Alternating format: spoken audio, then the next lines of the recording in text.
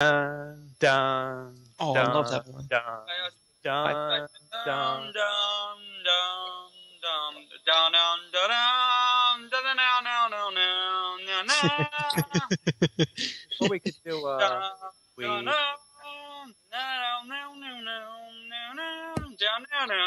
Easy, but then come on, save it for when we do the film. Come on.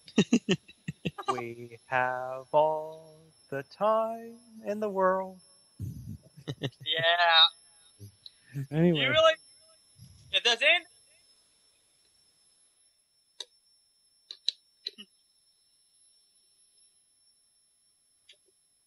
Nah,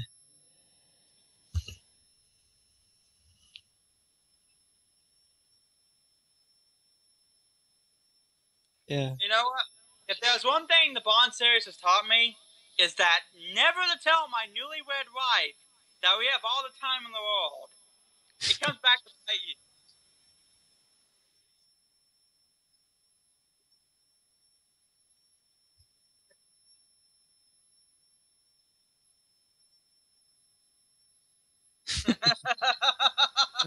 Uh, so Goldfinger. I think it's also good. I also looking at Spoonie's.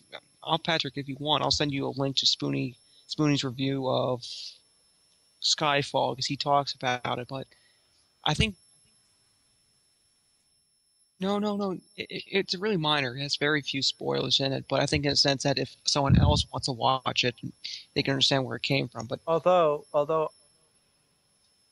I haven't watched it yet, so it's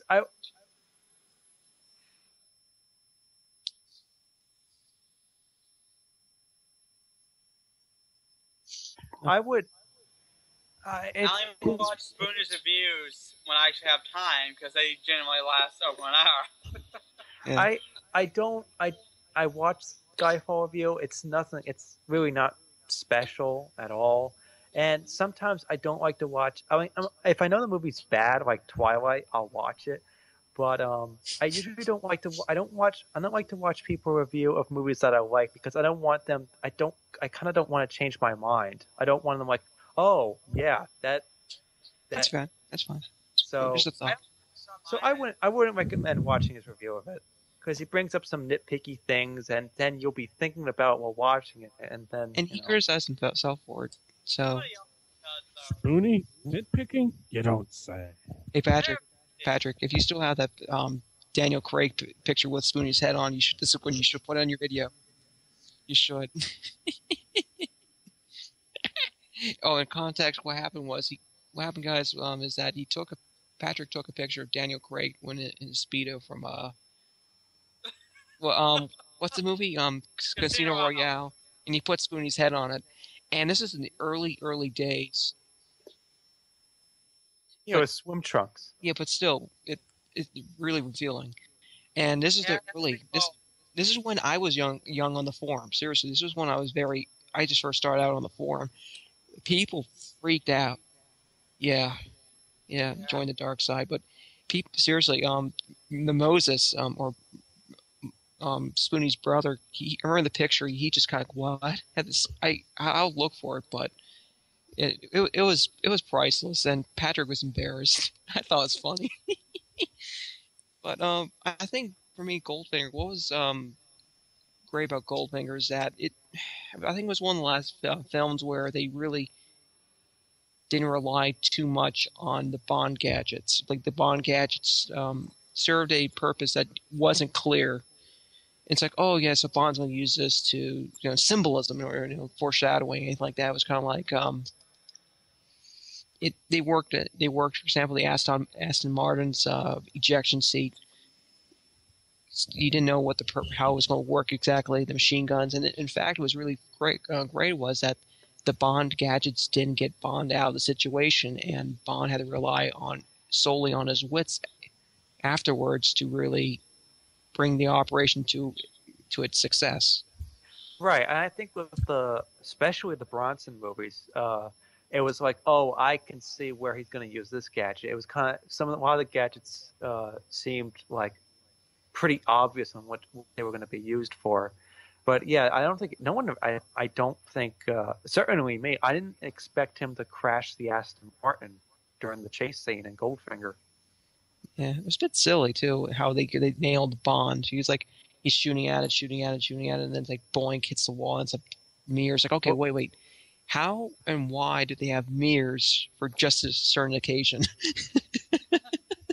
Well, Bond is a pretty lousy driver. Well, the dumb thing about the mirror sequence is that you see him clearly looking at a mirror, and he's like shooting at it, like you said, and then he crashes, thinking it's an actual car. Then when it cuts to Objod looking at the mirror is only like this small little thing up on the side of the wall. Mm. It's not like a full-sized mirror or anything. It's just this tiny little thing hanging on the side. It's like, how the fuck do you mistake that for a car? Yeah. I think that's why I think, like, for example, you have people like Spoonie has issues with Goldfinger because it was just for those things. It's kind of like the mastermind is 10 steps ahead of the main guy. So it's like, really? And so it kind of makes it hard to believe that the mastermind will get beaten by Bond, because Bond's kind of like, in a sense, he's on his feet, on his toes the whole time. He's just struggling to be one step ahead of the villain. Well, that's what I like about it, you know? For once, Bond's not always on top of everything. Yep. You know? Just a dude who's actually kicking his ass, and that makes you want to see him beat him all the more. Yeah. I did like how they did the laser sequence. Yeah, it was a bit funny, like, you know, no, Mr. Bond, I expect you to die, that kind of thing. But it just what made it good was that, in a sense, you relied on Bond's wits to get out of that sequence. It showed how he could gamble. How he rolled his bluff check. Yeah. And he won. Because there was really no way, like, that was out of all the scenes he's ever been, that's the scene where he's been the closest to actually biting the dust. There was no gadget that would save him. There was no one going to come and save him. Like, that was it. Yeah. The only way he got out was by bluffing. I definitely did like how The Simpsons in that episode, what's the guy? Scorpio, Yeah. where the guy uses the coin to bounce off the lasers. That was pretty. I have to admit, that was pretty fun. I actually saw that. I saw the Simpsons episode, the parody of it first before the Goldfinger. So I thought when I watched Goldfinger for the first time, so Bond's going to use a coin to deflect the lasers? No. No, he just talks his way out. Lame. Yeah. But it was great. I think the fact that he talks his way out of it is actually the cool thing. No, I wasn't I was being sarcastic. I know, I'm just saying. I think what was also cool about Goldfinger was, you know, Oddjob. I think I really admired the actor who played Oddjob because after the fight sequence when he's getting electrocuted, what was interesting was he was actually being electrocuted in that scene. That scream was genuine. It wasn't fake or anything like that. It was genuine because he was getting shocked. And when the scene was over and they discovered he was, I don't know how badly burned he was, but he was burned. It's like, well, how come we didn't let go? I was afraid of ruining the scene. And it's one of those things that I have to admire about an actor or an actress who go that extra mile despite the pain just to make a great scene. Right. One thing I love about Oddjob's character in general, well, he didn't really have much of he never talked or anything other than, you know, grunts and groaning or like his sound effects. Yeah. The one thing is, he is probably the most loyal henchman I've ever seen of any henchman in the whole series. Because he was willing to fucking die for Goldfinger's plan. Yeah, true. Yeah, he tosses that one guy off the railing when he tries to. He says, "I'm going to go dismantle the bomb," and he picks him up and throws him. Yeah. And also what's really cool was the imagination of Fort Knox, because actually Fort Knox is kind of like Area 51 in the sense that no one knows what the inside of Fort Knox looks like. And in the documentary I was watching, it's like, someone who's, I think is involved in the Fort Knox operations, so this guy was talking to him, I was like, so what do you think about Goldfinger and the designs for the Fort Knox? It's pretty good. So it's like, What does that mean? Well, speaking of Odd Job, here's a piece of useless trivia from the books. In the books, he ate cat. He ate cat. He ate cats. Yes, he Yeah, ate cat. I remember that because like I can't remember why Bond like did something with Goldfinger's cat to make it look like it was guilty of something in order to cover up something he did. So in order to, as punishment, he fed it to Oddjob.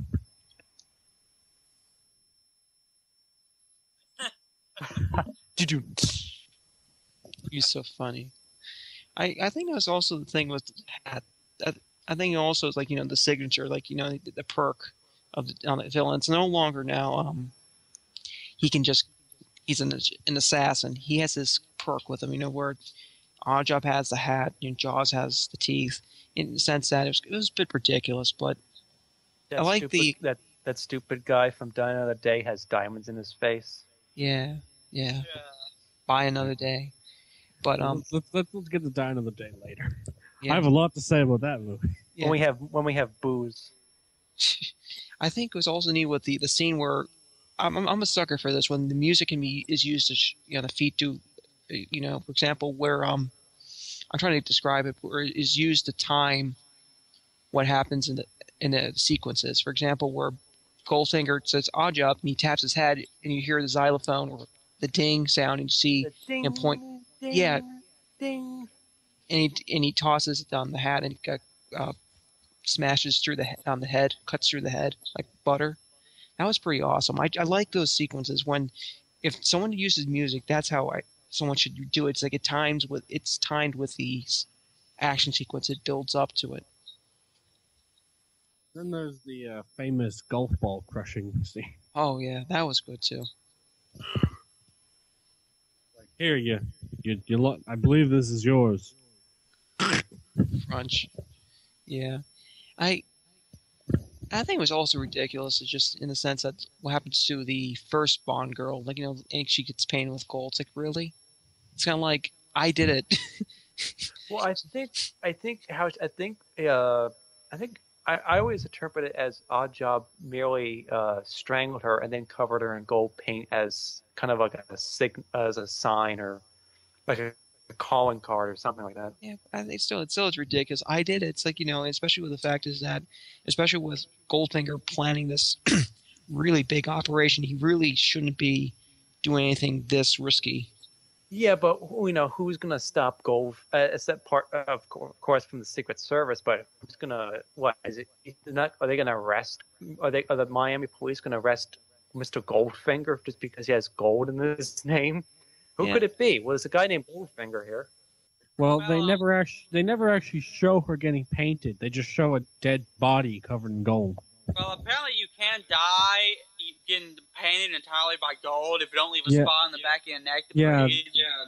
Skin asphyxiation, they call it. Yeah. And I know this is going to go against a lot of people, and I can hear the clicking of sounds of guns now, but I really didn't like Goldfinger so much. They had some good scenes.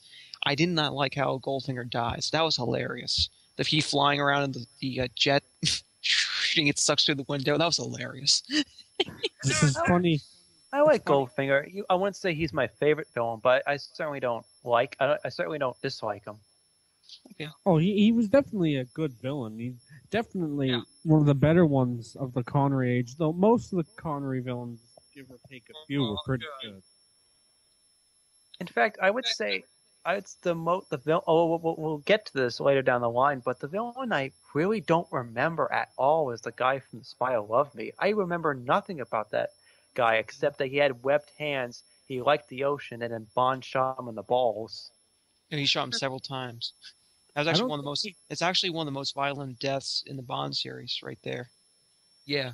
There's a reason for that, but we'll get to that when we come to it. I think Gold. Okay, maybe I'm being unfair with Goldfinger, but it's just that I'm kind of like the guy who really likes it serious. I really like the Dark Nose, from Russia with Love kind of films because it for me, I like espionage films. That's how I see it. I don't see one agent really saving the world. He does. I see when an agent is doing those type of operations, he's doing his part to help save the world, but he's not saving the world by himself.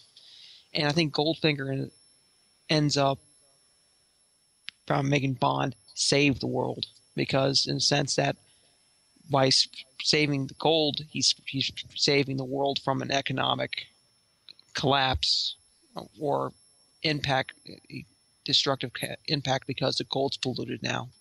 Well, I agree with you. I prefer the more serious Bond over the the over the top campy world domination plot that's been used a lot and what a lot of people think of when they think of James Bond. But I do like Goldfinger. I think Goldfinger is like the limit. That and like The Spy Who Loved Me. Those are kind of like the limits I can accept for a Bond movie. And then I didn't like Thunderball or You Only Live Twice, when the gadgets started getting really ridiculous and it became really over the top. And James Bond was a Superman. I think Goldfinger is like the perfect stopping point in terms of how big to make a film. Yeah. Anything else about Goldfinger anyone wants to talk about? Well, here's some more trivia from the books. The Bond girl, Pussy Galore, was a lesbian in the books. And she wasn't she like molested by her brothers or father or something like that? Uncle, I think. It was an uncle or something. You've got yeah. joking.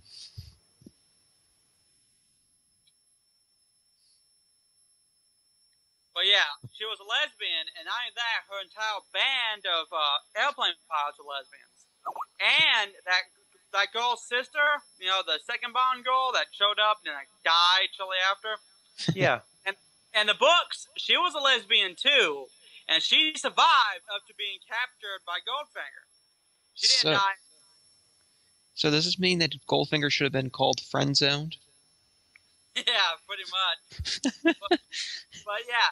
But in the book, the second Bond girl survives, and she's taken to Goldfinger's ranch. And there she sees Pussy Galore and gets a huge crush on her, and she ends up dying in the Fort Knox raid because she had such a huge crush on Pussy Galore. She did not listen to anything Bond said. It's like, I gotta find Pussy Galore. I'll be safe by Pussy Galore. I'm sorry.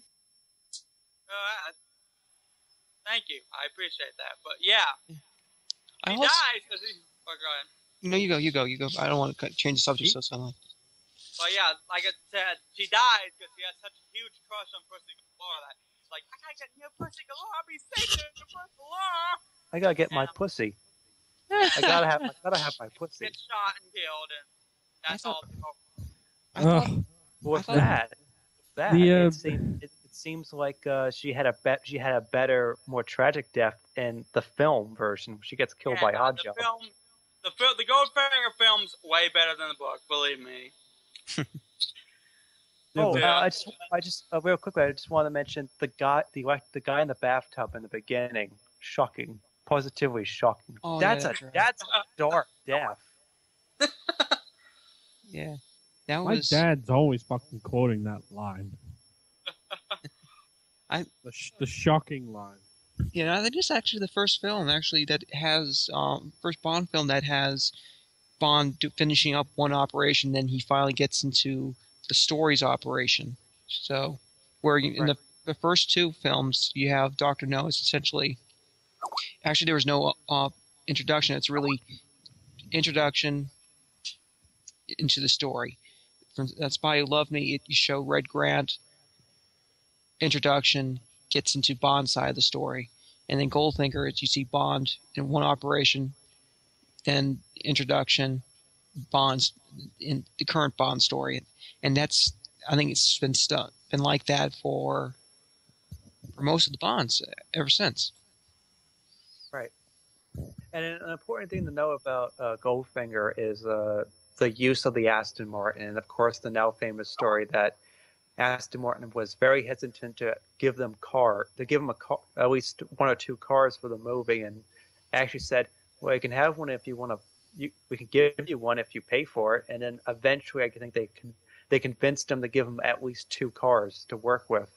And of course, it became, I think, one of the most popular cars, one of the most popular film cars. Yeah, the car got stolen, I think, too. The original car got stolen. They finally recovered it somehow. And I heard it was stolen, but I didn't know they found it. I'm not sure, but they have. I was at my brother and I were at the Spy Museum in D.C. and they have one of the Bond cars. I don't know if it's the original or not, but it was awesome. Oh yeah, definitely.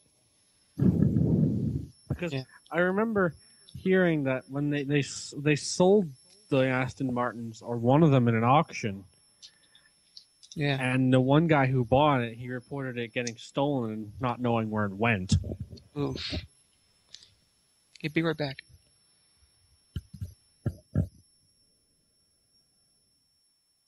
Yeah, it's in his garage in Skyfall.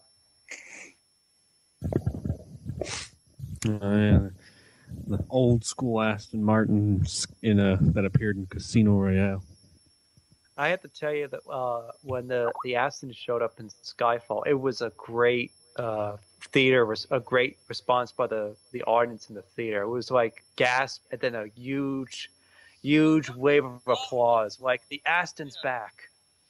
Yeah. Well, I'm not sure why they would applaud it there. I mean, it appeared in Casino Royale as well. Yeah, but that was like years ago. That was like in 2006. So and also it was only 6 years. Yeah, but the thing is, though, is at the same time, it didn't. That's it. It came. Bond got it, then that was it. It's kind of like, the Aston Martin kind of went its own way, and then they took the new, more recent Aston Martin. And besides, I think it was good that they. Anyway, we'll talk about it later. But, yeah. But it was just the way the scene was filmed. Like the garage is dark, lights go up.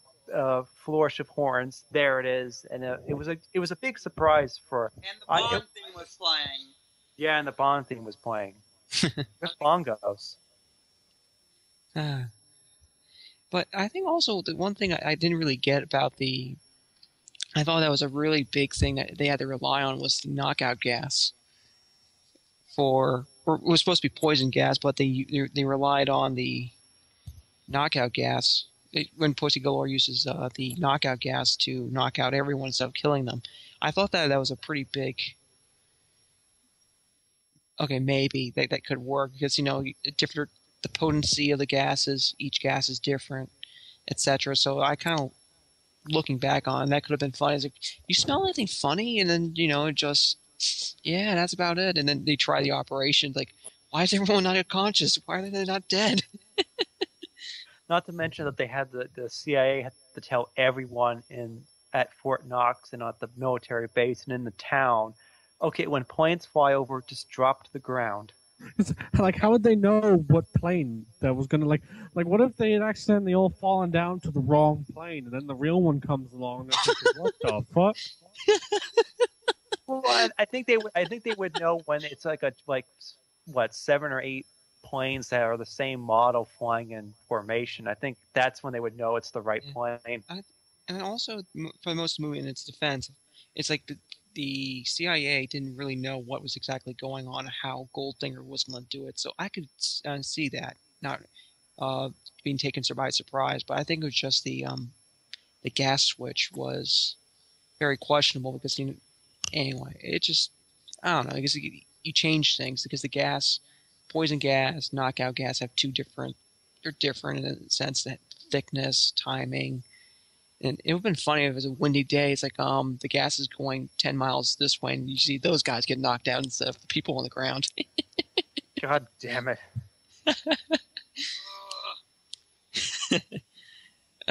Is anything else you want? I was just going to say, I guess because Fort Knox would probably be strong enough, they could just drop an atom bomb right on the building. Yeah, but I think the problem is they didn't want to blow up the gold. I think they wanted just to pollute it. Now, you know what? I'm not even sure actually why they wanted to make it. They was going to rob the gold, but that wouldn't make any sense because it would be impossible for them to move it, all of it. Yeah, not rob it. I know they weren't trying to rob it. by polluting it, making it radioactive, they're still destroying it in a sense because you still have to clean it, stuff like that. Well, no. They had no intention of taking it with them. The idea was that they would make it radioactive, therefore destroying the U.S.'s economy and anything attached to it. And Goldfinger's own gold would go up considerably. In Yeah, but I was just saying in the novel they were trying to rob the place. That's awkward. But they changed it in the movie because that would make no sense because it made it impossible to move all that gold in the time they had. Yeah. And, you know, with respect to Ian Fleming, he kind of wrote some weird things in his novels. Yeah. Yeah. I- If you really think about it, the whole hat thing, like just the concept of having a razor sharp bowler hat, which was in the novel, that in itself is a pretty far fetched concept. But Yeah. I can again. I know it sounds ridiculous. I know I'm kind of like I'm bipolar on this issue. Is that I could see that happen with a hat because remember? Has anyone watched Inglourious Bastards? Yeah. You know Yeah. the scene where the guy punches the there's a gun on that glove. He punches and it shoots. Yeah, at the end. That's actually real. That's not even a little gadget. That's a real thing. So I can see that. And also a lot of the early Bond gadgets were real things. The jetpack and Thunderball was real too. Yeah, they needed 2 Navy guys for that, but we're jumping ahead, I think. But it's just that I really like the about Ian Fleming is that being at his experience with the OSS and British Special Operations stuff, they're all a lot of the stuff is based on real stuff. So I give a little leeway on that stuff, I suppose. Yeah, I like his use the environment he creates, and also the character of James Bond, the environment of the Cold War, and of course espionage and spy. But some of the things, like especially some of the female characters and some of the plots, there are I don't know what order. I know Casino Royale was the first book, and then And Live and Let Die. and Man with the Golden Gun was the last novel, and then he wrote short stories afterwards. So I don't know if he got better with dealing with female characters or not, or dealing with plots. He got a lot better at Majesty's Secret Service. That was a huge improvement over his early stuff. Yeah, I think also it just reflects on Ian Fleming's reflecting his romance relationship life into Bond's character because there's a lot of tragedy behind Ian Fleming. So in a sense that I'm not saying he's right to be that chauvinistic, but there's a lot of tragedy behind it that motivated him to make Bond the way he is. Well, there were a few accusations that James Bond was a more kind of almost a self-insertion fanfic, but more. You get what I'm saying. A more dramatic retelling of his own life experience, and also his buddies too. Because there's about 2 to 3 other guys. People are saying that Ian Fleming used in his experience in the British Special Operations War in World War II to be based onto the Bond character.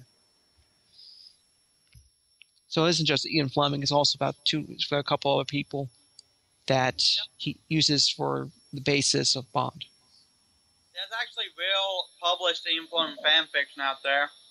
Books apparently about his his army career.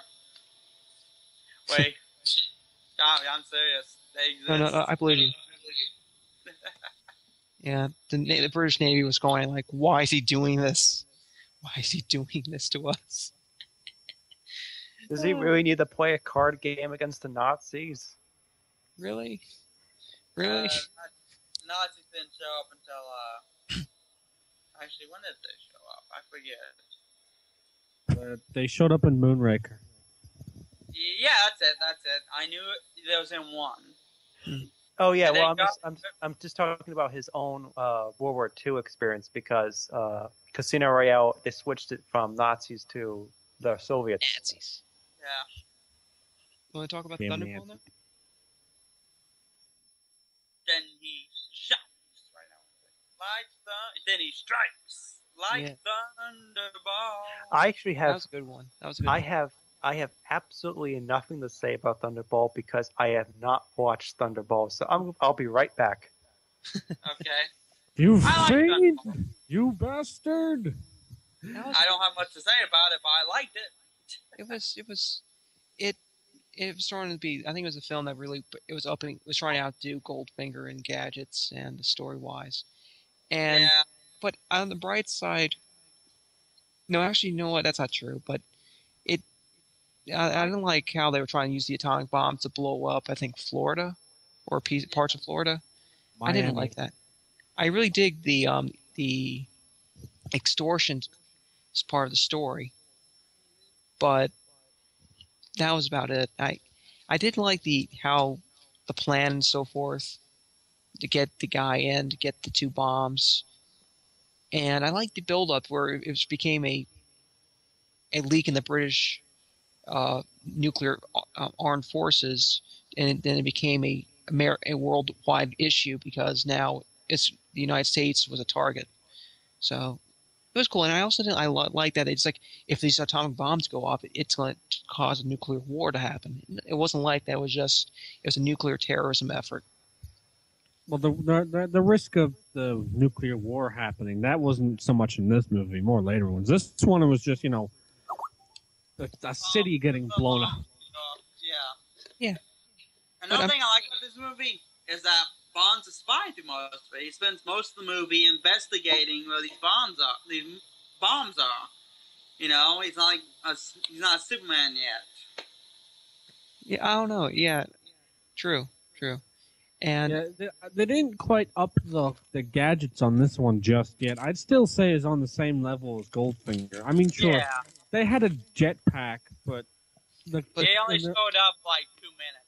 how about the rocket motorcycle though? That's the part that I was at the up the ante because here's the motorcycle. Bond's getting shot at. This mysterious lady or mysterious motorcyclist comes right behind the bad guy. Poof! Shoots a couple missiles in the back of the car and bang. So that's true. That does kind of come out of left field. Yeah, but actually, That is nothing compared to what happens later. oh, definitely. But you could tell they're starting to up the notch to see. Okay, let's kind of like Goldfinger 2.0. But I also liked it was an interesting story with that chase sequence.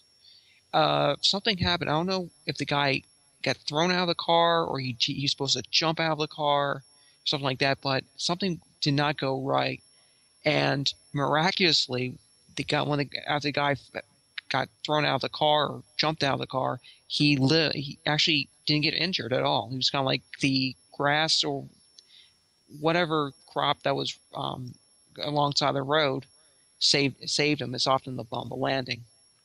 That was probably Connery's stuntman Bob Simmons, who did the early gun barrels. And then we should mention that Thunderball is the first time that Sean Connery did his gun barrel. Oh, okay, that's right. Good call, man. Yeah. I guess that explains why he wore a hat in the early gun barrel sequences to try and hide the fact it wasn't him. Yeah, and actually, it's interesting. This is probably the maybe I'm wrong, but I think Goldfinger's the last. Going back one bit, Goldfinger's the last one where you see Bond in the movie, not in the gun barrel sequence, wearing a hat. Oh no, Lazenby wore a hat. Yeah. Oh no, not in the gun barrel sequence. Not in the gun barrel sequence, but I'm saying in the film itself. Not the gun barrel sequence. Aside from the gun barrel sequence, in the film itself, the story-wise, you don't see Sean Connery wearing a hat. That's what I'm trying to say. Bond, it wasn't the last time Bond wore a hat, though, because Lazenby would wear one in Majesty's Secret Service. Oh, okay. And, that's right. Sorry. And in A View to a Kill, you don't see Roger Moore wearing the hat, but he does the hat toss onto the hat rack. Yeah. It's pimping. Well, George Lazenby also wore a kilt, but Yeah. We don't talk about the kilt. Uh, Um, He was uh, giving the ladies easy access. yeah. bit stiffness coming on, and the legs. Yeah. Whatever it was. Also, yeah, I kind of miss the fedora, but fedoras aren't in style anymore, so Craig can't wear a fedora. Yeah. I think that's also what's. I think it's also showing with the Bond series is that it's keeping up. It's also great. It's keeping up with the times. I remember last time we talked about this that, but my American foreign policy professor he used the scene after he watched Doctor No. He showed the sequence where you have Bond says that you had your six and he blows the guy away. It's like look how cold that is. Look how serious this scene is. And then he takes the VHS tape out and he puts in Goldfinger, and you have you see Bond strapped in the laser scene, and he shows it's silly, it's still dramatic, but you don't see as much seriousness as you do with Doctor No, and so it's kind of like showing that the directors, producers are very painfully aware about the Cold War, because when Goldfinger came out, it was like a year. I can't remember when it came out, but it was like a year or so after the Cuban Missile Crisis. So, in a sense, they realized I don't think people are going to be really in the mood to talk about another nuclear holocaust between the Soviet Union and the United States because it happened. So, in a sense, that you see with Thunderball, it's kind of like it moved from okay, it's not going to be a nuclear crisis between the United States and Soviet Union. It's going to be a nuclear terrorism effort by Spectre. And it's just, go ahead. Well, actually, that was the way it was in the novel too, because when Ian Flynn wrote this, he wrote this in mind that this was the one he wanted to be turned into a movie. He wrote it thinking with the idea of a movie adaptation in mind. In fact, I think it wasn't supposed to be a Bond novel at first. It was supposed to be a screenplay for a movie, but it got turned into a Bond. And that's what led to the lawsuit with Kevin McClory. Yeah. Yeah, it was also interesting was that I think Thunderball. It was interesting that people kind of like forgave Goldfinger because Goldfinger says Bond will return on Her Majesty's Secret Service, and it kind of shows the mess that was going on behind the scenes. Like, whoops. Actually, I think wasn't Thunderball the one that said Bond will be back in Her Majesty's Secret Service? Because I always remember Goldfinger had said Bond will be back in Thunderball. It could have been in the original films, though. I think what happened was in the original films, it was supposed to be on Her Majesty's Secret Service, and I think the copyright issues of some sort caused them to go switch to Thunderball instead. I'm pretty sure. I could be wrong. No, I think it was Thunderball because then they had to switch to You Only Live Twice, which is supposed to take place after On Her Majesty's Secret Service. Maybe. I could be very wrong. So it's one of those two films. They had the big mess. Like, whoops. And after that big screw up, at that point they basically stopped saying what the next film would be. They're just like James Bond will return. Yeah. In what? We don't fucking know. He'll just come back. Yeah. when copyrights allow us to. Was Diamonds Are Forever wasn't Secret Service the last? Because it's in the Secret Service. It did say James Bond will return in Diamonds Are Forever. Yeah, the lawsuit occurred after Diamonds Are Forever, I believe. Looking back on Thunderball, I think it was a great villain, and what was also really great about this film, for me, a great thing with the film was that this is one of the few movies where Bond doesn't get to kill the main bad guy. It's the girlfriend of Domino. Domino. I don't know if she was the girlfriend or daughter or whatever, but it was really neat. Just poof, and going back to where the music it does a great job building the scene where you see the guy points the gun at Sean Connery. He's about to pull the trigger, and a thump. You hear the thump, and you see the spirit go through him, and you hear the music come play. I was like, holy mackerel! Because he got the point. Hey-o. And what's an interesting thing about that scene is that Bond is giving Domino wasn't it Largo? He was giving her brother's stuff because he had been killed, and she's like taking like each item one at a time. And the last thing that Bond is holding is her brother's watch. As she takes the watch out of his hand, you actually see Bond's hand start to shake, and he quickly puts on his sunglasses because I think he was starting to get upset or emotional. Oh, I actually don't remember that, but oh, that was actually neat. I had to watch it again for that scene then. Yeah, it's never really brought up. I think everyone always has this idea that Bond can't show any emotion. He's supposed to be suave and cool all the time, and that was like one scene where Connery was on the verge of showing. Bond was quickly covered up that he was about. He quickly put on his sunglasses because he was starting to tear up. Yeah, I think what's also hilarious was the boat. I liked how you're on the boat. The back half of the boat breaks off, and they're fighting the United States freaking Navy. Here's these. You go from this one ship. I really dig whoever did it, but you have the guy. It was I think the M60 on this little small boat on it with a bipod, and the guy's riding the boat, and the guy's riding the nose part of the platform of the boat. He's shooting at the Spectre boat. It was really awesome. Then you go to the destroyers. Like really, like you got those guys. You gotta admit those guys have balls. I mean, they're being fired at by like the explosives and the cannons of a major ship, and they got like this little machine gun. They're like, we could take them. Yeah. And the underwater sequence was actually fantastic. They really, really, really had to get creative. And I think it also shows. Give me a second. Sorry about that. But what was great with I think it shows Bond's influence on action movies is that it created and defined how underwater movies would be filmed because they had to get the guy I think who did Flipper or some underwater show to help, and they designed cameras that can handle the stress of being underwater, stuff like that. And it was really cool that how this film influenced action films in that sense. No, but he was in charge of something. In all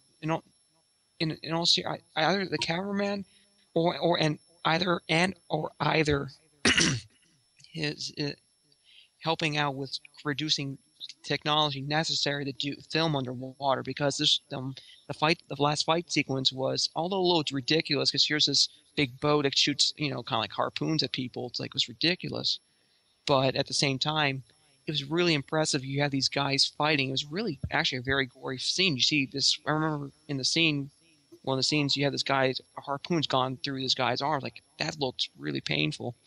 Here's the story. The climactic underwater battle was shot at Clifton Pier and was choreographed by Hollywood expert Rico Browning, who had worked on many films previously, such as Creature from the Black Lagoon.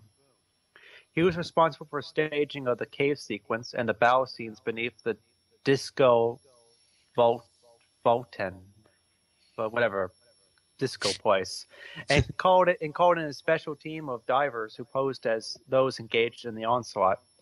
Voight provided much of the underwater gear in exchange for product placement and film tie-in merchandise. Blah blah blah, stuff, and more stuff. And there's also I didn't know about this. Connery's life was in danger in the sequence with the sharks and Largo's pool, and one which he had been in fear of when he read the script. He insisted that Ken Adam build a special plexiglass partition inside the pool, but despite this, it was not a fixed structure, and while the sharks managed to pass through it, Connery had to abandon the pool immediately, seconds away from attack. Yeah, I think in the scene when he's going through the tunnel, when Bond gets thrown into the pool and he's trapped in the pool and he's going through the source where the sharks are coming from, I think that's where one of the scenes where he gets it close, it almost happens, I think. But yeah, I can understand Sean Connery's fear. You're dealing with tiger sharks or something. This shark will swallow you whole. Yeah, where's Robert Shaw? It could be funny. Robert Shaw becomes Jaws. He becomes the character from Jaws again. It's like, I saved your life again. I It's like. like, Wait, what kind of shark? What kind of shark is that? Tiger shark. A what? I always like that dumb fisherman from Jaws. Uh, I think um, something that I felt kind of amusing about Thunderball.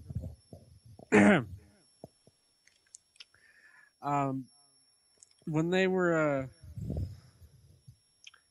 oh hell, what the hell? I've completely lost my train of thought. no problem. Take your time. What are you thinking of? Out of curiosity. I don't remember what I was going to say, so I'll talk about something else instead. What I remember, one thing I always thought was pretty cool about Thunderball was just like in From Russia with Love, it really establishes, even more so here, Spectre as an organization with a lot of power behind it. In that one scene, while the guys are sitting down at the table. Oh yeah, that's right. And then one guy gets zapped. Yeah. I thought, and I still think it's cool, even to this day, how Blofeld would always make it seem like one person was going to get it. Yeah. And he would make this guy who was innocent seem like he was about to be killed, and make the guy who was about to be killed seem like he didn't have anything to worry about. And then he would kill the guy. Yeah. And it shows us an intellectual superiority, and it actually really impressed. That's what is impressive, because these guys are probably the best and the brightest of the bad guy side of the world. So have Blofeld do that, it just shows how superior he is. It also set up a good little character bit for Largo, because when the buddy gets electrocuted, everyone else in the room who witnessed it, they're all they pull out tissues and they're wiping the sweat from their face. Meanwhile, Largo, number 2, he's just reading some papers calmly. He looks at it for a second. And he's like, "Oh, he's dead," and he just goes back to what he's doing. Yeah, he's it's kind of like I've seen this before. This is nothing new to me. Or he already knew about it, and so in the sense it shows how close. So for example, he's number 2. It kind of shows how close he is with number 1. Well, they were still hiding his face at this time. Yeah. Also was interesting. I found this unintentionally hilarious when Sean Connery's in the rehab center, and he's on the machine that's supposed to help massage his back and so forth, and the guy kicks it up all the way up to meant to kill him, and you just see Sean Connery. He's like, poor Sean Connery. That scene is the most. That scene feels so weird to me because that's probably the only time I have ever seen in the history of the series I have ever seen James Bond actually cry for help. Well, he was screwed if he didn't. Yeah. And the idea is just I get why he would do it. There was nothing he could do, but just think of that for a moment. James Bond screaming for help. That's true. Yeah, I never thought like that. Massage machines are his kryptonite. What? And now next we're gonna chase him around the pool so he'll run and slip. Yeah. I also liked I just liked he's kind of getting pulled and so forth. It just looked really awkward. He looked like he was getting forced to have sex. Like, help, rape. Help! I can't stop humping this board. I'm gonna break my penis. Oh! You're not doing it right, honey. Mm. Yeah. I knew I should get this sex bot. This never happened to the other fella.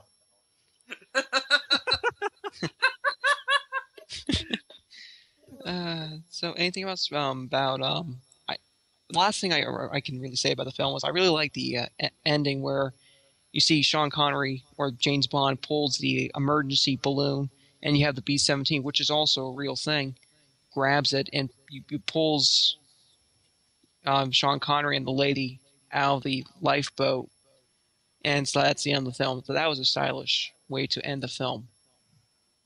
Stylish, if a bit spontaneous. It would have been funny. It would have been funny. I'm sorry, I didn't mean to cut you off. It would have been funny if the lady. I don't know if the lady was attached. It would have been funny if Bond actually let her go. Whoop, and it's like Sean Bond's like, "Sorry, I'll get them back on the next run." We should probably. Go ahead. one thing that kind of irks me about Thunderball. Well, there are a couple of things that irks me about Thunderball, but this one's kind of marked the beginning of a bit of a trend they had over the series, where since Felix Leiter, who was in the movie, was never played by a consistent actor, they would always try and do this thing where they kind of make him seem like he's a bad guy who's watching him because he's Yeah. never played by the same guy. And Yeah, I but- got like the first movie or first couple movies, I could handle that, but it got so annoying as the series went on. I also one last thing I also like about the film when they're playing shooting clay pigeons and Bond shoots it, one of the clay pigeons from the hip, on the shotgun from the hip. That was pretty neat for me. It It's looks kinda like- terribly. It's like it looks terribly difficult. Boom. I'm an expert. I'm sorry. Looks like a gun fit for a woman. You know much about guns? No, I know a lot about women. Oh, I bet he does. And anything You else? won't believe how many STDs I have. Anything James about? Bond doesn't have STDs. Just call me her. Man her. No. Michael. He doesn't have STDs. He is the STD.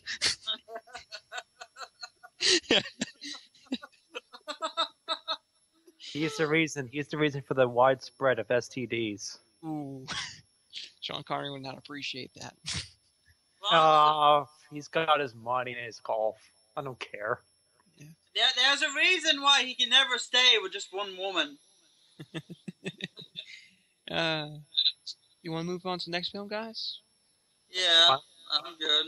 What's the next one? I forgot. You No, you only- only live twice. Oh, You only live twice. I know Oh, this film is next to Diamonds Are Forever. You Only Live Twice is pretty infamous for how ridiculously over the top it is. And it is a ridiculously over the top film. But it's actually my favorite of the Connery era.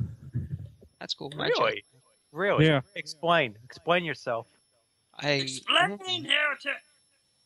Go on. Like- I know I'm willing to admit that the other films in the series are overall, not counting Diamonds Are Forever, are overall of better quality, like objectively. Except for most of my movies. Well, I'm just talking about of the Connery era because I don't really like to compare them, the different eras. Alright. I only kind of compare them within themselves of each individual actor. Okay. Go on But- then. What I don't know what I can't really explain what it is about this movie that makes me like it so much, and it's probably the one I've watched the most. I think it primarily has to do with one. I thought the reveal, Donald Pleasance as Blofeld was kind of interesting. Not the best way they could have handled it, but the fact that they finally showed his face is a notable point. I think. Yeah. And the climax of the film, as silly as it is, the whole ninja battle at the end, I thought that was really cool. I like the helicopter sequence. I thought the gyrocopter thing was really, really cool. I Yeah. like. Tell him to send little Nelly. I liked. Who I is like- this? I Who liked is this nothing. little Nelly? What Oh, did she's- you like? Huh? Keep saying I like, but you keep getting Oh. cut off. Oh, I'm sorry.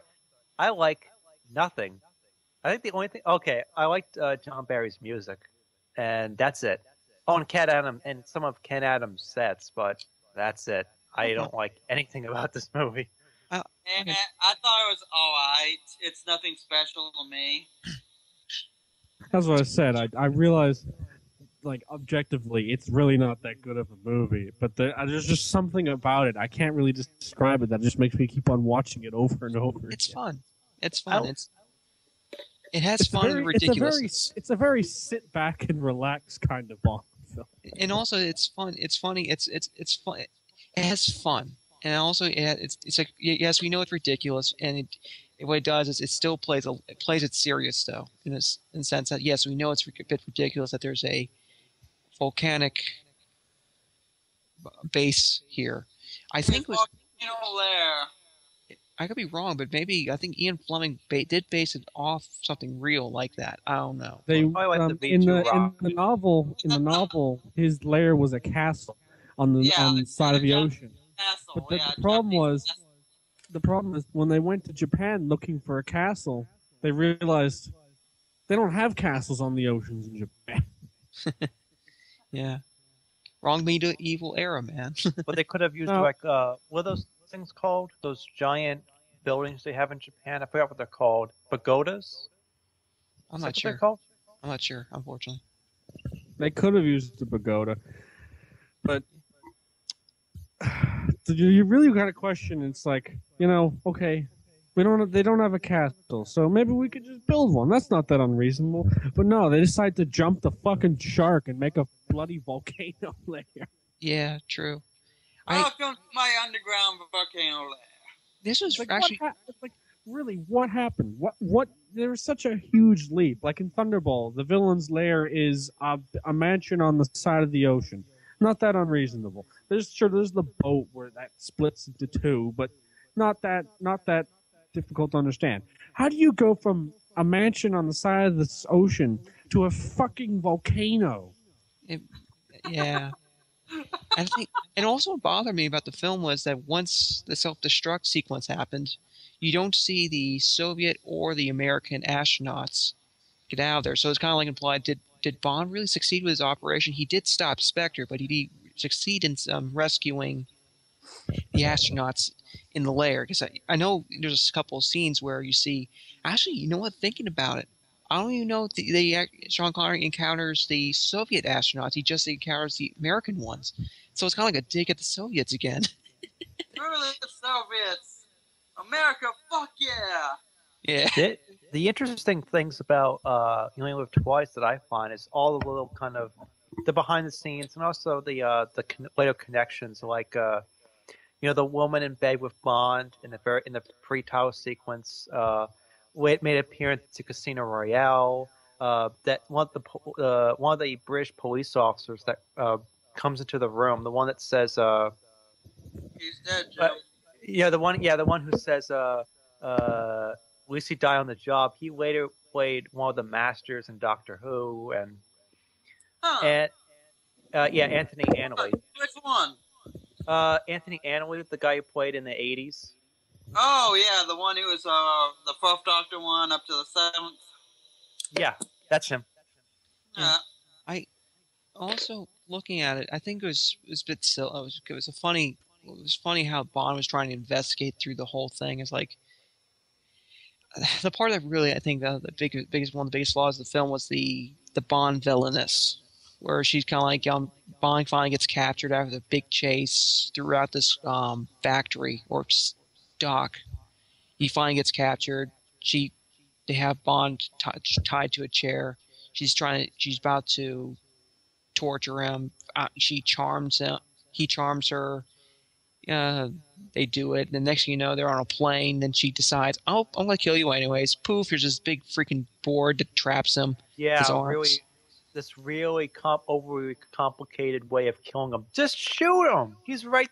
He says, and she says, and here you are. And he says something like, "Well, enjoy yourself." And she gives him a big smack. Kill him right there. He's tied up. No, that's not how you do it. I'm going to leave him in this overcomplicated death trap, and then I'm going to walk away. I'm just going to assume everything went to plan. No, not just that, Webman. Not just that. I'm going to free him, have sex with him, then try to kill him again. Everyone wants to get in Bond's pants. That's how you have to kill him. You have to get in his pants first, then kill him. That's the ultimate humiliation. I have Nothing to say, to do with my raging hormones. Nothing at all. I have to say it speaks badly to when the other Ian Fleming movie that came out at the same time, Chi Chi Bang Bang, was a better film. Ooh. That had Peter Hunt. That had Peter Hunt as a second unit director. It had Desmond Llewellyn as as the guy who he's like a mechanic. He makes his appearance in the movie. He says he's the one who points out the car Chi Chi Bang Bang and says this car was the prime racer in its day. Even has an ejector seat. I invented it myself. Back at Kubrick. Deceit, you must be joking. I never joke about my work 007. I like the little Nelly lines. Like what is this little Nelly? Oh, she's smart. She's quick. She's fast. She's powerful. You know, and you see it building it up. I dig that. It would have been actually been pretty funny to see that actually it really works. Like really, it's a miniature gunship. Really. Wasn't Q all like he was upset that he actually had to fly out to Japan? Like he didn't like. Right. He's like, I've had a long and tiring journey, 007, and I have no mood for your juvenile quips. Well, they brought that up in Skyfall. They send the agent named Eve to meet Bond in I think Shanghai. He said, "Where's Q?" She said, "He doesn't like flying." And he says, He's "Of afraid course." of flying. He's afraid of flying. Of course. Of course he is. Yeah, and actually, this is one of the few films where Bond brings back the main Q gadget, relatively safe and sound. Yeah, it doesn't get destroyed. Yeah, Oh, okay. I do respect it. I like the helicopter sequence also for the fact is that there were blood, sweat, and tears were put into this film because as we said earlier, one of the guy's legs got injured. He didn't lose it, but he was in a lot of pain. Wait, you're talking about Johnny Jordan? Yeah, one of the guys who was doing the filming, I don't know how it happened, but his leg got caught in the rotor. Oh, the no, helicopter's moving. He lost it. It got cut off. Oh, okay. Ow. Yeah. But and interesting about, of course, we have to mention this when we talk about Connery twice. This was the movie when Connery said, "I've had enough. I'm done." Yeah. And It just got silly. Yeah, and also because at that time Bond was a huge phenomena all around the world, and he was being constantly harassed by the press, especially in Japan. He said that he couldn't go, they couldn't film because there'd be press all over the place. And the final straw for him was he was in the bathroom at the hotel, and he was sitting on the toilet, and he looked up, and there's a guy looking over the stall with a camera. And he just stormed out like just furious. And of course he had a falling out with Cubby and Harry over money. Money was the big thing, and they were filming a scene, and Connery was doing the lines, and then he just stopped. He just stopped, this annoyed expression on his face, and they're like, "Why did Sean stop?" And look over, and Harry Saltzman had walked into the room, and Connery had told Harry, "If you walk into the room, I'm not going to act." Yeah. Yeah. That was a really scary moment, and I think Sean Connery was just burnt out because in the sense that I think one of the biggest fears for any actor or actress is that they get stuck into this rut where Robert De Niro is the gangster. You have Johnny Depp as playing that very eccentric character in every film. I think Sean Connery could have been also afraid, and he was getting tired of being stuck in the rut of he's Bond. That's it. No, nothing more, nothing else. And hello, anyone there? Yeah, I'm here. Okay, just listen. Yeah, so I think that could have also happened. So I think in the sense that I think it was time for Sean Connery to go because he was getting burnt out. I think he enjoyed it, but I think he was just kind of like, I'm getting a little too old for this. Which is exactly why he came back for the unofficial remake of Thunderbolts. Yeah. And Yeah. Diamonds Up Forever. But Diamonds Are Forever, he donated all his paycheck to a charity. Yeah. Oof, I didn't know that. Oh, by the way, speaking of which, I think also we also should say, I think since we're talking about Sean Connery retiring at that time, is that I think it's also important to say is that looking at before we go to On Her Majesty's Secret Service, the difference between Sean Connery and George Lazenby is that you have Sean Connery. Even before James Bond, he was an experienced actor, and afterwards, he really essentially had chips to play to define, make deals on how he could play it, when he should play it, etc. Where George Lazenby really was new, absolutely new. I think I forgot who said it, but that was his first job, acting movie he ever did. First acting. So in a sense that it left him very vulnerable, George Lazenby very little to negotiate with. So.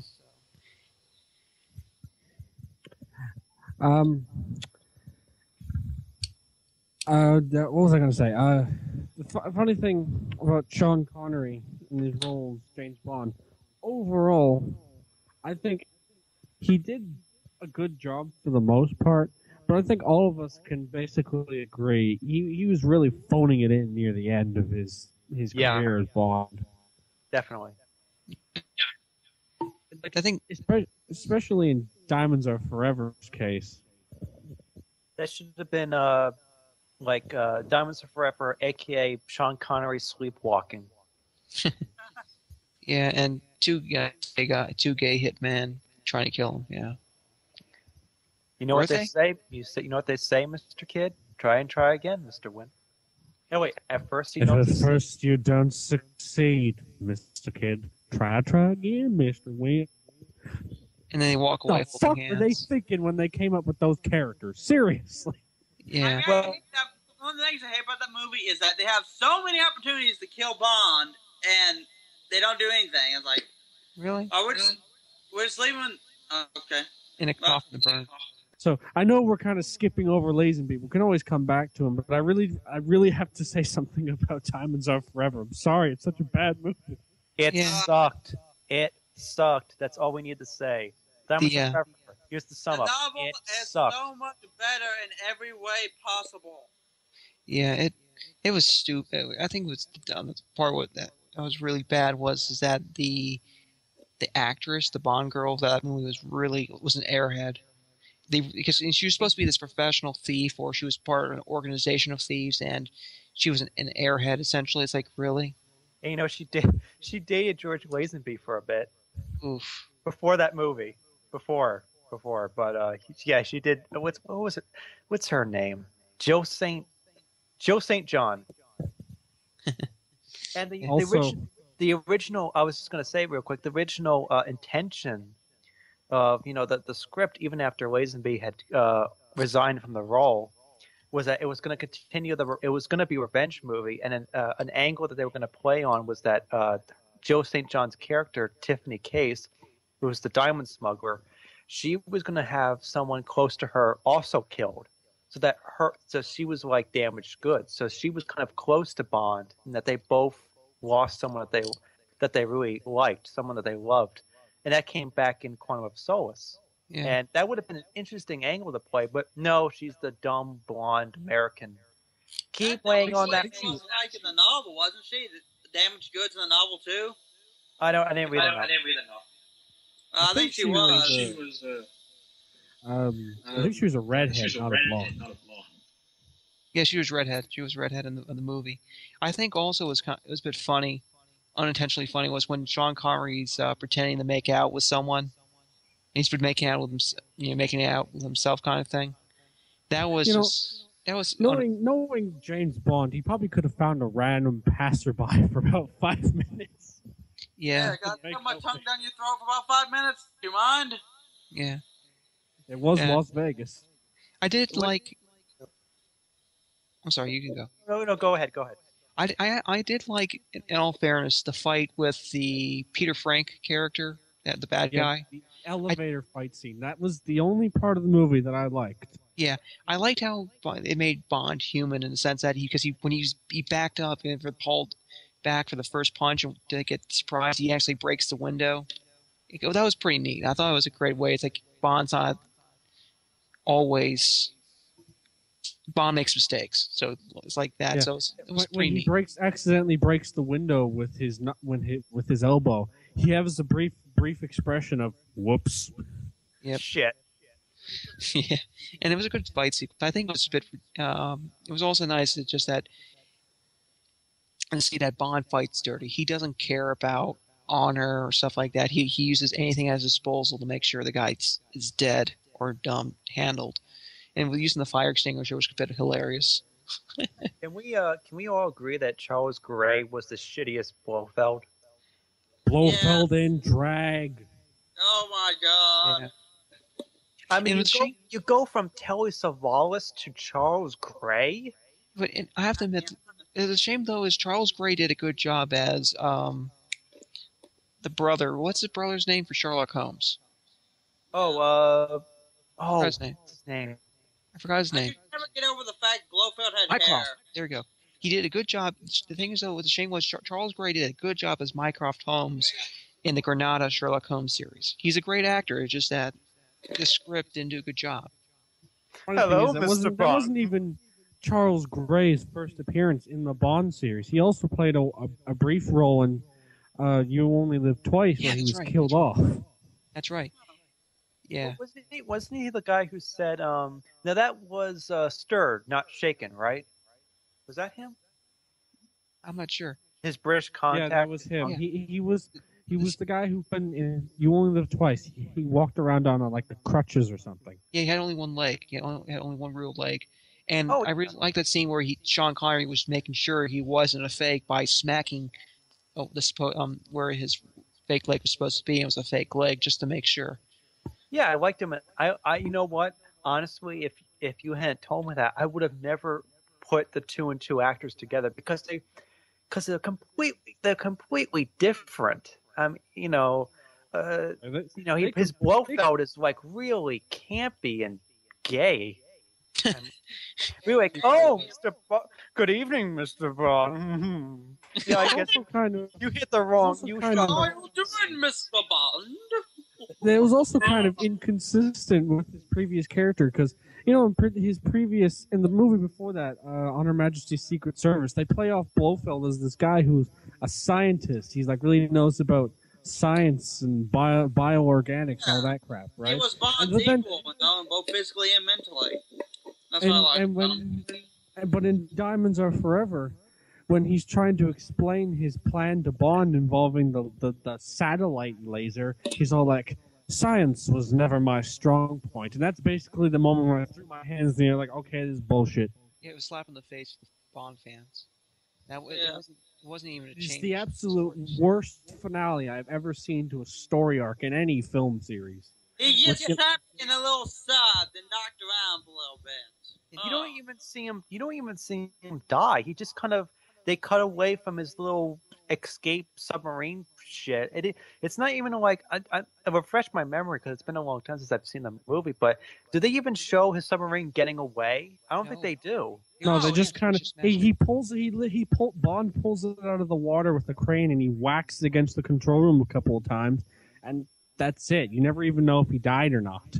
Yeah, and I think it was insulting in the sense that, as I think Darkseid was saying, forgive me if I mix up the people, but there's revenge film. You see Bond all witty and stuff. This could have been the perfect film to see Sean Connery angry because Sean Connery could do angry, and this could have been a great film just to say, "I want payback." He says, here's my badge," or whatever he uses ID for being an agent. It's like, here's my stuff.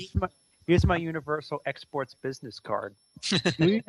Actually, now that you mention that, the whole angry thing, you do see hints of that in the first 5 beginning, minutes or so, Yeah, it's like, burn in hell, Blofeld!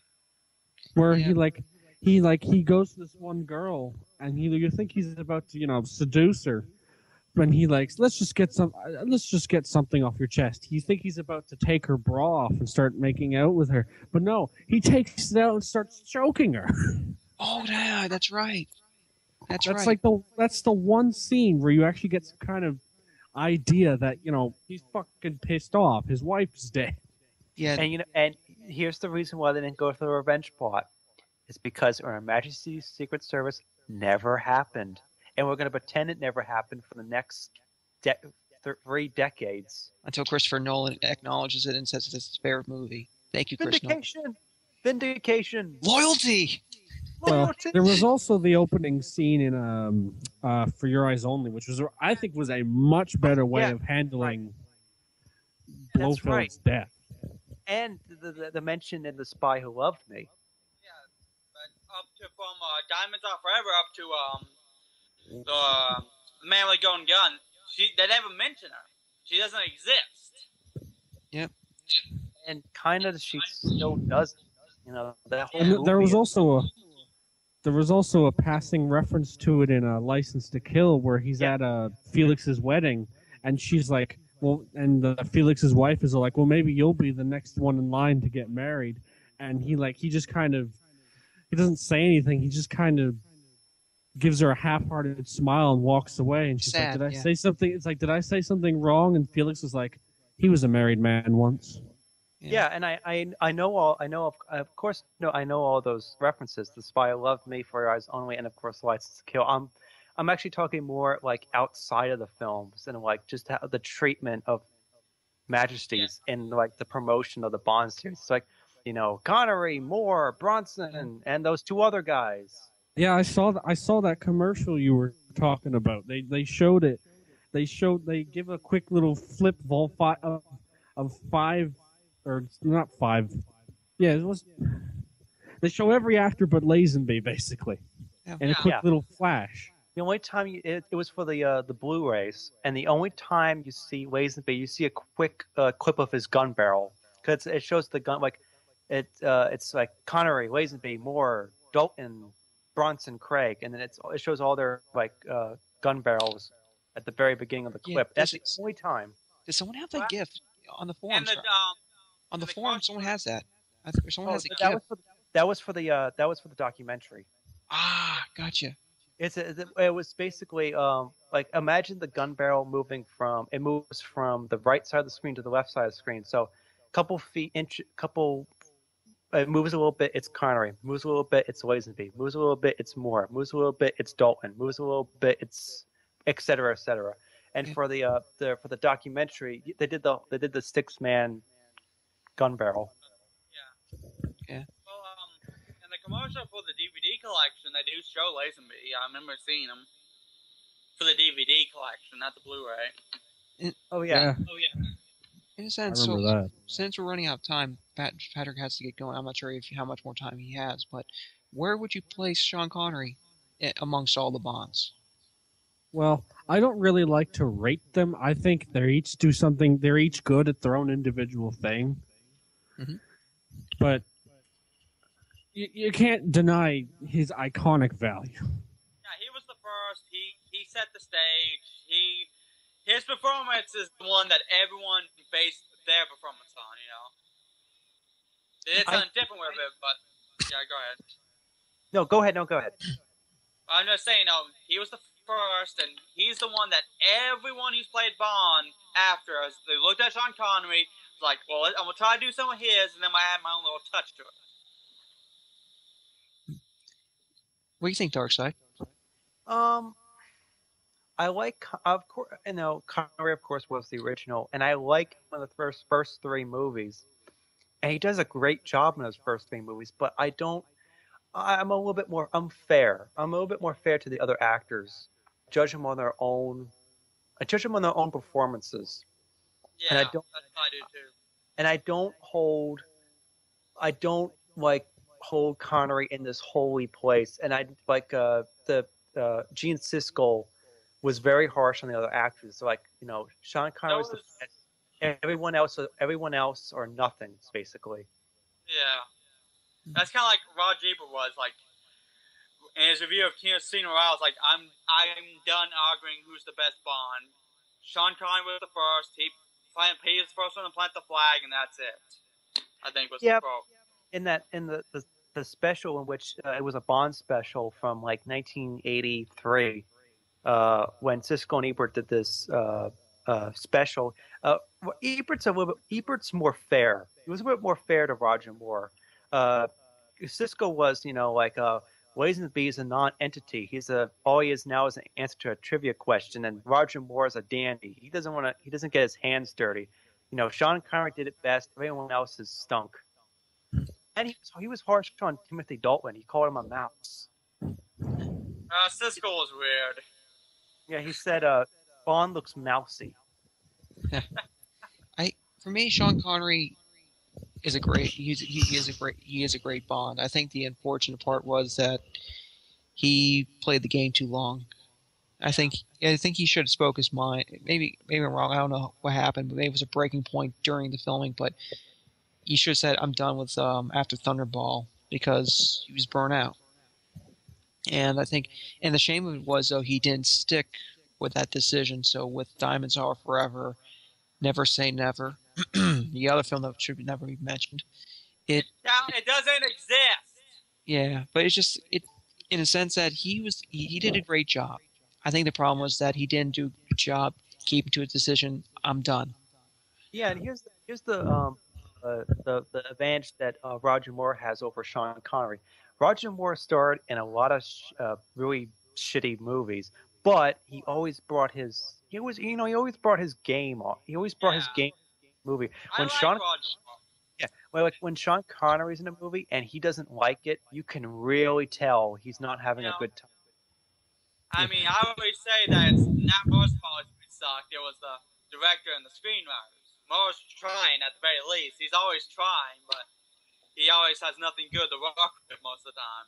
And I think this also brings up, I think, the importance, again, going back to, I think what makes Bond series very unique is that how most of the time it does a good job staying in touch with the current events of the world. So in the sense that, with Roger Moore's films and stuff, I think which we're hopefully if Patrick wants to continue, it's going to be an interesting discussion on. But with Sean Connery stuff, you could see how the Cold War and like the Cuban Missile Crisis changed Sean Connery's character because it moved from this really dark, very killer. The killer is very in front. It's, in the forefront of Sean Connery's character in the first two films. By the third film, it really becomes more of the charmer, the humor, the wit, and he does have his. He is a smart, cunning guy, but you don't really see the killer aspect anymore in the next couple of the rest of the films. He's kind of like, I killed. I'm smart. Poof. Witty comment. Where in the first two films, he does say, he has like, you had your six and bang bang, but it was dark. That was it. There was no really humor to it. It's like a guy's dead. The end.